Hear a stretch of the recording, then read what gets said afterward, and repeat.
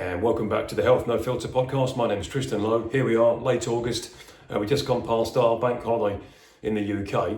And for those of you watching on YouTube, you'll see the title of today's episode is No More IKEA.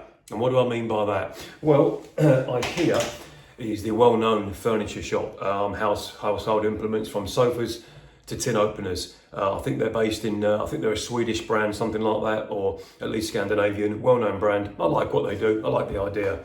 And the reason I thought to title this is because this just past weekend, our bank holiday weekend, I myself went to IKEA in Nottingham, a place called Giltbrook, which is like a suburb of Nottingham City in the UK. And I went in there. I had my purpose all set out, got there for 10:30, doors open at 11, and because it was Sunday shopping hours, I thought I'm going to get in there, get the 2 or 3 things I need, some shelving units and something for the kitchen, and get out. I knew what I wanted, and I was in and out of there in less than half an hour, which is testament because I've been there before. I've been in there for 2 hours. So just like anything else, if you've got a plan and a purpose, even those if you go shopping at IKEA, and the way that the place is laid out, it's set out like Santa's grotto, you know, like a theme park to keep you in there. The way they do it, it's fantastic. Really, it's really clever what they do, and I've got no problem with IKEA making massive amounts of profits from people like me who buy their stuff. Now, what isn't okay, what I'm not happy with, or I'm not at least I'm not excited by, is what I saw. And we're not talking about the sofas. We're not talking about the shelving units. We're talking about the people that went shopping in IKEA. Now, Nottingham is in the middle of England. Well, let's call it the Midlands. It's about halfway down the UK. Best part of 2 hours out of London, and a couple of hours, or at least three hours plus, short of the top of England. But okay, let's talk about it. I was there for, let's say, half an hour, maybe a bit more in the actual shop itself. And I got there, I think 30 minutes early. You can actually go in, but you can't actually pay for anything or buy anything until the 11 o'clock, the witching hour starts. And what I saw was a extraordinary amount of grossly overweight men shopping in IKEA. Okay, now, I'm not a small man. You know, I'm 6'4", 180 pounds. So I'm not physically small. I'm thin with long arms and legs. You know, I'm built for sports. I'm not built for, lounging in front of the TV. But I'm looking around, and what I saw was young men from the age of, let's say, 16, 17, if they're with their folks, with their parents, right up until men in their late 50s to mid 60s, okay, which includes my age bracket. And it was alarming, the amount of unhealthily overweight men that were shopping in IKEA. Now, you might think, well, IKEA doesn't discriminate. IKEA is for everyone. Men, women, short, tall, thin or fat, rich or poor, doesn't matter. Everyone's been there for one reason or not. And if you haven't, well done. You can go in IKEA dressed as if you've just got out of bed. You can go there with a straight face, park up and buy stuff, and pay your hard-earned money, well done. Looking like you've just got out of bed, and you've got zero, not low, not a lot, but zero care for your health or appearance. Now, whilst it's not the Ritz Hotel or the Oscars, you don't have to have a certain attire to go in there. And now, I took into account as well, it's summer. It was quite a warm day in summer. But I'm talking 2 in every 3 men. You know, sometimes it would be 3 out of every 3, young men to middle-aged to even old men, that were dressed as if they were 11 years of age, or 12, or even lower, dressed like a toddler, says me with a bright blue cap on. And they were obese to morbidly obese. And what I saw as well was a lot of them were stood outside vaping or smoking. They were finishing their cigarettes and finishing their vape sticks before they went into IKEA, because it's illegal to smoke or vape in IKEA, and rightly so. Okay. Now, someone may think to themselves, well, someone's body weight or body fat percentage or visceral fat or musculoskeletal disorders shouldn't discriminate from them shopping at IKEA. Not at all. That's not what I'm saying. I'm saying, has IKEA gone from being a highbrow, or at least considered to be a highbrow or kind of trendy or exciting brand, to the Primark of the household goods? I don't think so yet. They had some quality stuff there as well, so we'll use the word stuff, items, implements. And it got me thinking about what is the average spend of men when they go to IKEA. Now, if you're furnishing an entire living room or bedroom or kitchen, you could be in the thousands. You could take your debit card or your credit card out and easily blow £700 to £1,000 or up to £10,000 if you're having a new kitchen fitted.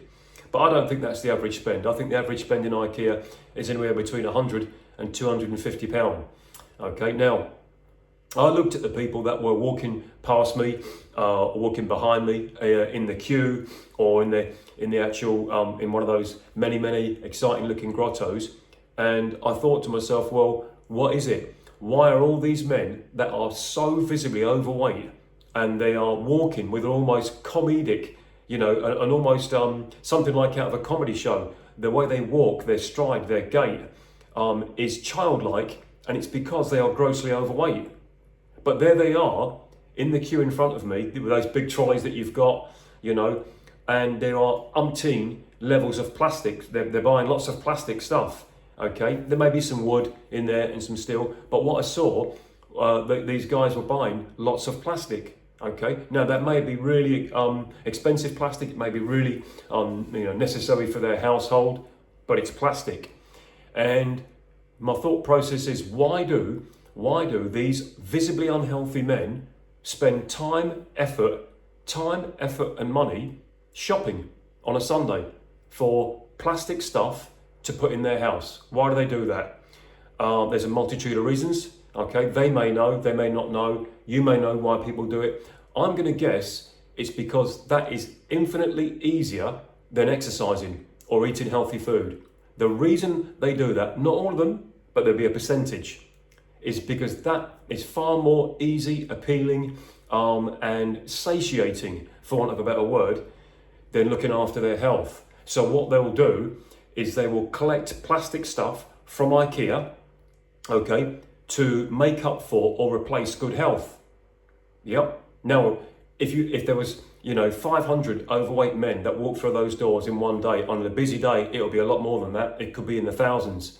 Okay, there will be a percentage there who don't do that, who look after their health to whatever degree. They may have started exercising and eating healthy the day before, but you don't become 3, 5, 10 stone overweight overnight.